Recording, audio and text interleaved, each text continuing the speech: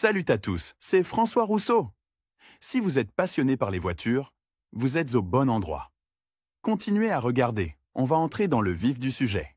De nos jours, il est impossible d'imaginer la vie quotidienne sans les moteurs à combustion interne. Ils sont utilisés partout, des transports à la tondeuse à gazon. Les moteurs à piston, même s'il existe des analogues, sont reconnus tant par les créateurs que par les consommateurs. Ils sont divisés en unités à 2 temps et à 4 temps, proportionnellement au nombre de coups nécessaires pour un tour de vilebrequin. 2 tours sont égaux à un tour de vilebrequin. En ce qui concerne le carburant, il existe des modèles à essence et des modèles diesel. La version à 4 temps est installée dans les moyens de transport, tandis que la version à 2 temps est utilisée dans les conceptions où le poids et les dimensions jouent un rôle prépondérant. Pourquoi les moteurs à combustion interne sont-ils divisés en moteurs à 2 temps et à 4 temps? La différence la plus évidente est le mode d'allumage du mélange combustible. Cela peut être constaté visuellement et par le son, car un moteur à 2 temps émet un son fort et grondant, tandis qu'un moteur à 4 temps se caractérise par un son silencieux et régulier. La variabilité des moteurs dépend de l'admission et de l'échappement du carburant. Alors que dans un moteur à 2 temps, le mélange de carburant entre et sort par des fenêtres dans les parois,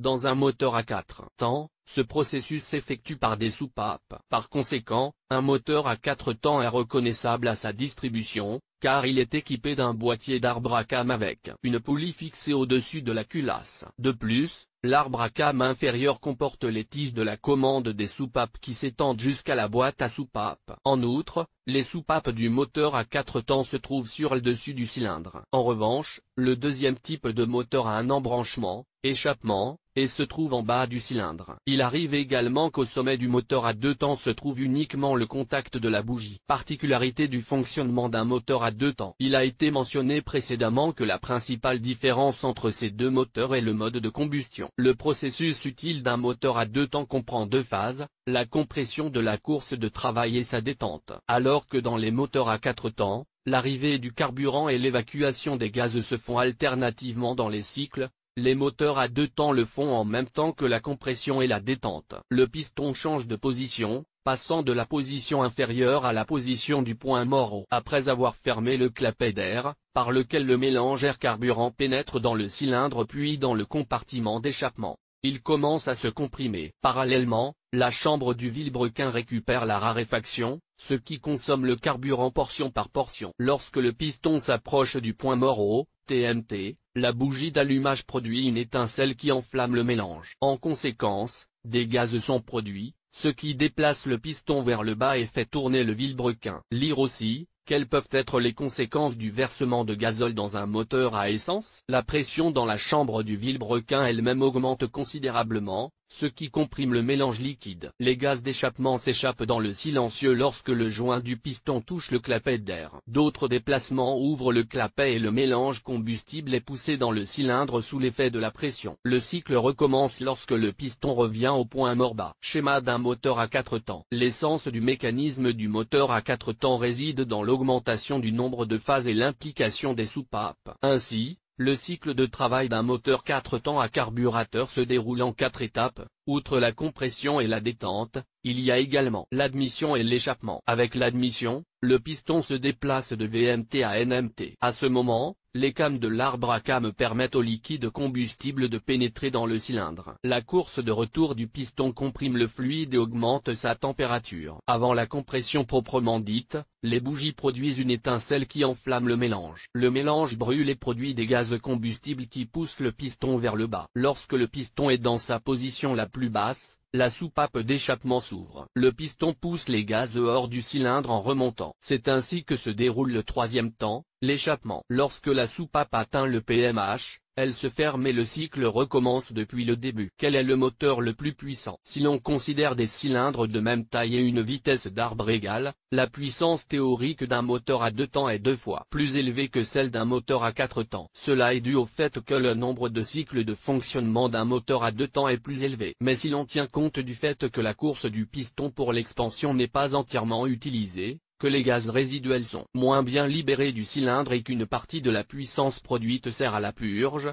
la puissance réelle est supérieure d'environ 60%. Différence de consommation de carburant. Bien que la puissance spécifique et en litres d'un moteur à 4 temps soit inférieure à celle d'un moteur à 2 temps, il est plus économique. En effet, le mélange air-carburant élimine les gaz d'échappement du cylindre. Par conséquent, une partie du carburant se retrouve dans les conduits d'échappement et ressort avec les gaz d'échappement. Lire aussi, la boîte de transfert et son rôle dans la vie d'une voiture. Principe de lubrification. Ces deux types de moteurs diffèrent en termes de lubrification. Les moteurs 2 tonnes nécessitent une combinaison d'huile moteur et d'essence dans des rapports spécifiques de 1 à 50. L'huile lubrifie le vilebrequin et les paliers de bielle pendant la circulation et est brûlée avec le carburant. Les produits de combustion sont évacués avec les gaz d'échappement. Il existe deux méthodes pour mélanger l'essence et l'huile. L'une consiste à mélanger l'essence juste avant de la verser dans le réservoir, l'autre est une alimentation séparée, où les liquides sont mélangés dans le tuyau. Le moteur est équipé d'un réservoir d'huile pour une alimentation séparée. La tuyauterie est reliée à la pompe et reçoit la quantité exacte d'huile nécessaire. L'alimentation séparée réduit les fumées, l'encrassement et la consommation d'huile. Les moteurs à 4 temps n'ont pas besoin d'être mélangés, l'essence et l'huile sont alimentés séparément. Ces moteurs disposent d'un système de lubrification standard, qui comprend une pompe, des soupapes, des filtres spéciaux et une tuyauterie. Au lieu d'un réservoir d'huile, le carter du moteur peut être utilisé. Les pièces ont leurs propres produits d'usure et des filtres spéciaux sont utilisés pour nettoyer l'huile. Si la température de l'huile dépasse la norme, des radiateurs de refroidissement sont installés. Différence dans l'huile.